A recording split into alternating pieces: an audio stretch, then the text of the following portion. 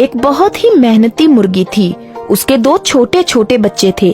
पता है बच्चों, आज मैं तुम्हारे लिए केक बनाने वाली हूँ। ये मजा आ गया। पहले मुझे जाकर सामान लाना होगा। ठीक है मम्मा, जल्दी आना। मैं भी चलता हूँ। मम्मा, आप आ गए?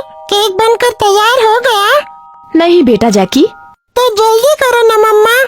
मैं आपको एक एक करके सामान पकड़ाता हूँ। मम्मी बताइए क्या चाहिए?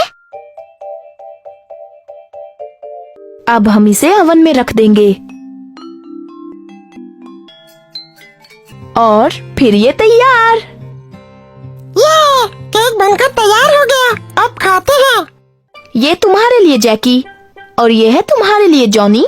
पर मम्मा, मुझे इतना छोटा पीस क्यों? जॉनी को तो इतना बड़ा मिला।